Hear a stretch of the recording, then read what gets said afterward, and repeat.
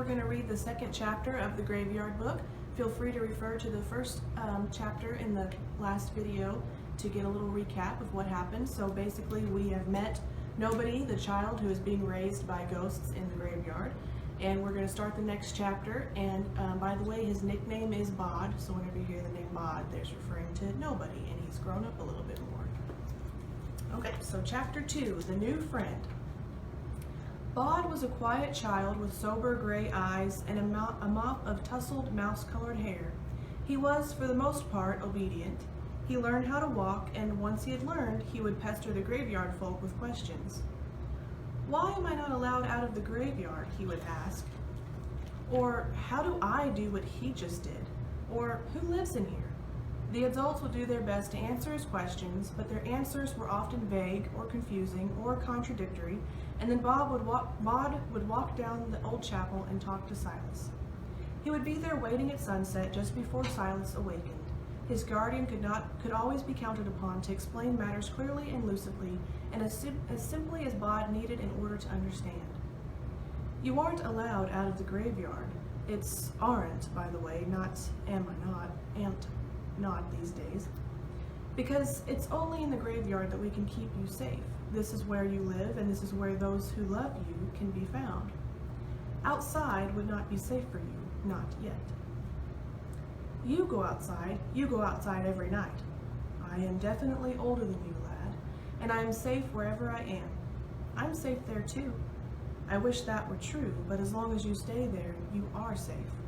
Or, how could you do that? Some skills can be attained by education, and some by practice, and some by time. Those skills will come if you study. Soon enough you will master fading and sliding and dreamwalking. But some skills cannot be mastered by the living, and for those you must wait a little longer. Still, I do not doubt that you will acquire even those in time. You were given the freedom of the graveyard, after all, Silas would tell him. So the graveyard is taking care of you. While you are here, you can see in the darkness. You can walk some of the ways that the living should not travel. The eyes of the living will slip from you. I too was given the freedom of the graveyard, although in my case it comes with nothing but the right of abode. I want to be like you, said Bod, pushing out his lower lip. No, said Silas firmly, you do not. Or, who lies there? You know, Bod, in many cases it is written on the stone. Can you read yet? Do you know your alphabet? My what? Silas shook his head, said nothing. Mr. and Mrs. Owens had never been much for reading when they were alive, and there were no alphabet books in the graveyard. The next night, Silas appeared at the front of the Owens' cozy tomb carrying 3 large books, 2 of them brightly colored alphabet books. A is for apple, B is for ball, and a copy of The Cat in the Hat. He also had paper and a packet of wax crayons. Then he walked Bod around the graveyard, placing the boy's small fingers on the newest and clearest of the headstones and the plaques, and taught Bod how to find the letters of the alphabet when they appeared, beginning with the sharp steeple of the capital A. Silas gave Bod a quest, to find each of the 26 letters in the graveyard, and Bod finished it proudly with discovery of Ezekiel Owens' stone built into the side of the wall in the old chapel. His guardian was pleased with him. Every day, Bod would take his paper and crayons into the graveyard, and he would copy names and words and numbers as best he could each night before Silas would go off into the world, and Bod would make Silas explain to him what he had written and make him translate the snatches of Latin which he had, for the most part, baffled the Owenses. A sunny day, bumblebees explored the wildflowers that grew in the corner of the graveyard, dangling from the gorse and the bluebells, droning their deep, lazy buzz, while Bod lay in the spring sunlight watching a bronze-colored beetle wandering across the stone of Geo Reader, his wife Dorcas, and their son Sebastian. Bod had copied down their inscription, and now he was only thinking about the beetle when somebody said, "Boy, what are you doing?" Bod looked up. There was someone on the other side of the gorse bush watching him. "Nothing," said Bod. He stuck out his tongue. The face on the other side of the gorse bush crumpled into a gargoyle, tongue sticking out, eyes popping, then returned to girl. "That was good," said Bod, impressed. "I can make really good faces," said the girl. "Look at this one." She pushed her nose up with one finger, creased her mouth into a huge, satisfied smile, squinted her eyes, puffed out her cheeks. Do you know what that was? No, it was a pig, silly. Oh, Bod thought, you mean like P is for pig? Of course like that. Hang on. She came around the gorse bush and stood next to Bod, who got to his feet. She was a little older than he was, a little taller, and was dressed in bright colors, yellow and pink and orange. Bod in his gray, winding sheet felt dowdy and drab. How old are you? Said the girl. What are you doing here? Do you live here? What's your name? I don't know, said Bod. You don't know your name? Said the girl. Of course you do. Everybody knows their own name, fibber. I know my name, said Bod, and I know what I'm doing here, but I don't know the other thing you said. How old are you? Bod nodded. Well, the girl said, what was you when you last birthday? I did. What was you when you was last birthday? I didn't, said Bod. I never was. Everybody gets birthdays. You mean you never had cake or candles or stuff? Bod shook his head. The girl looked sympathetic. Poor thing. I'm 5. I bet you're 5 too. Bod nodded enthusiastically. He was not going to argue with his new friend. She made him happy. Her name was Scarlett Amber Perkins, she told him, and she lived in a flat with no garden. Her mother was sitting on a bench by the chapel at the bottom of the hill reading a magazine. And she had told Scarlett to be back in half an hour and to get some exercise and not to get into trouble or talk to strangers. I'm a stranger, pointed out Bod. You're not, she said definitely. You're a little boy. And then she said, and you're my friend, so you can't be a stranger. Bod smiled rarely, but he smiled then, hugely and with delight. I'm your friend, he said. What's your name? Bod. It's short for nobody. She laughed then. Funny sort of name, she said. What are you doing now? ABCs, said Bod. From the stones. I have to write them down. Can I do it with you? For a moment, Bod felt protective. The gravestones were his, weren't they? And then he realized how foolish he was being, and he thought that there were things that might be more fun in the sunlight with a friend. He said yes. They copied down names from tombstones, Scarlett helping Bod pronounce unfamiliar names and words, Bod telling Scarlett what Latin meant, and if he already knew, and it seemed much too soon that they heard a voice further down in the hill, shouting, Scarlett! The girl thrust the crayons and paper back at Bod. I gotta go, she said. I'll see you next time, said Bod. Won't I? Where do you live? She asked. Here, he said, and he stood and watched her as she ran down the hill.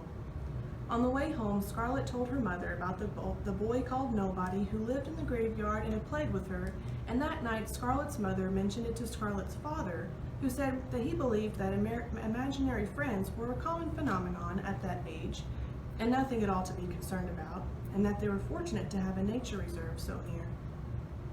After that initial meeting, Scarlett never saw Bod first. On days when it was not raining, one of her parents would bring her to the graveyard. The parent would sit on the bench and read while Scarlett would wander off the path, a splash of fluorescent green or orange or pink, and explore. Then always sooner rather than later, she would see a small, grave face and gray eyes staring up at her from beneath a mop of mouse-colored hair, and then Bod and she would play hide and seek sometimes, or climbing things, or being quiet and watching the rabbits behind the old chapel. Bod would introduce Scarlett to some of his other friends. That she could not see them did not seem to matter. She had already been told firmly by her parents that Bod was imaginary and that there was nothing at all wrong with that. Her mother had, for a few days, even insisted on laying an extra place at the dinner table for Bod, so it came as no surprise to her that Bod also had imaginary friends. He would pass on their comments to her. Bartleby says that thou dost have a face like unto a squished plum, he would tell her. So does he, and why does he talk so funny? Doesn't he mean squashed tomato? I don't think that they had tomatoes where he comes from, said Bod, and that's just how they talked then. Scarlett was happy. She was a bright, lonely child whose mother worked for a distant university teaching people she never met face to face, grading English papers sent to her over the computer, and sending messages of advice or encouragement back. Her father taught particle physics, but there were, Scarlett told Bod, too many people who wanted to teach particle physics and not enough people who wanted to learn it. So Scarlett's family had to keep moving to different university towns, and in each town her father would hope for a permanent teaching position that never came. What's particle physics? Asked Bod. Scarlett shrugged. Well, she said, there's atoms, which is things that is too small to see. That's what we're all made of. And there's things that's smaller than atoms, and that's particle physics. Bod nodded and decided that Scarlett's father was probably interested in imaginary things. Bod and Scarlett wandered the graveyard together every weekday afternoon, tracing names with their fingers, writing them down. Bod would tell Scarlett whatever he knew of the inhabitants of the grave or mausoleum or tomb, and she would tell him stories that she had read or learned. And sometimes she would tell him about the world outside, about cars and buses and television and airplanes. Bod had seen them flying overhead, had thought them loud silver birds, but had never been curious about them until now. He in his turn would tell her about the days when the people in the graves had been alive, how Sebastian Reeder had been to London town and had seen the Queen, who had been a fat woman in a fur cap who had glared at everyone and spoke no English. Sebastian Reeder could not remember which queen she had been, but he did not think she had been queen for very long. When was this? Scarlett asked. He died in 1583, it says on his tombstone, so before then. Who is the oldest person here in the whole graveyard? Asked Scarlett. Bod frowned. Probably Caius Pompeius. He came here 100 years after the Romans first got here. He told me about it. He liked the roads. So he's the oldest? I think so. Can we make a little house in one of those stone houses? You can't get in. It's locked. They all are. Can you get in? Of course. Why can't I? The graveyard, he explained. I got the freedom of the graveyard. It lets me go places. I want to go into stone houses and make little houses. You can't. You're just mean. Not. Meanie. Not. Scarlett put her hands in her pocket of her anorak and walked down the hill without saying goodbye, convinced that Bod was holding out on her, and at the same time suspecting that she was being unfair, which made her angrier. That night, over dinner, she asked her mother and father if there was anything in the country before the Romans came. Where did you hear about the Romans? Asked her father. Everybody knows, said Scarlett with withering scorn. Was there? There were Celts, said her mother. They were here first. They go back before the Romans. They were the people that the Romans conquered. On the bench beside the old chapel, Bod was having a similar conversation. The oldest, said Silas. Honestly, Bod, I don't know. The oldest in the graveyard that I've encountered is Caius Pompeius. But there were people here before the Romans came. Lots of them, going back a long time. How are your letters coming along? Good, I think.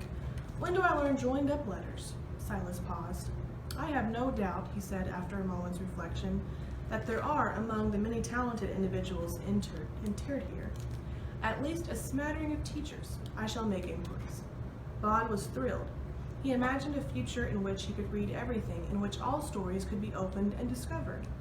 When Silas had left the graveyard to go about his own affairs, Bod walked to the willow tree beside the old chapel and called Caius Pompeius. The old Roman came out of his grave with a yawn. Ah, yes, the living boy, he said. How are you, living boy? Bod said, I do very well, sir.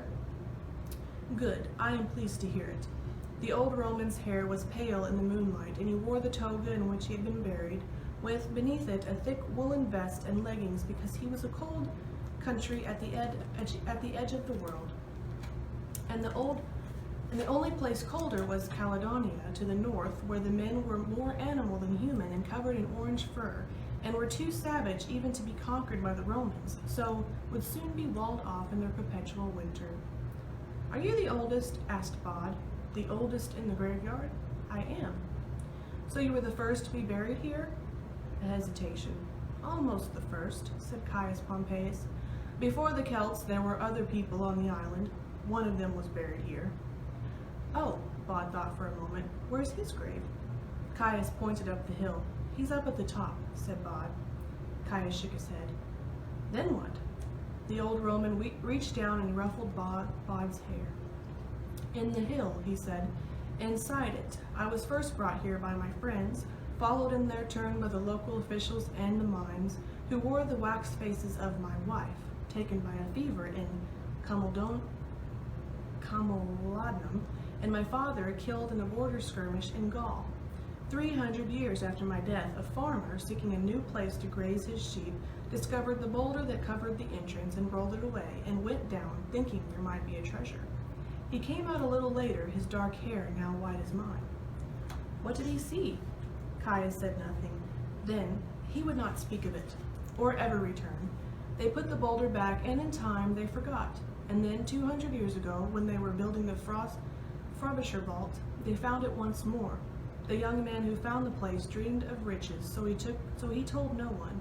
And he hid the doorway behind a frame, Pettifer's casket, and went down one night, unobserved, or so he thought.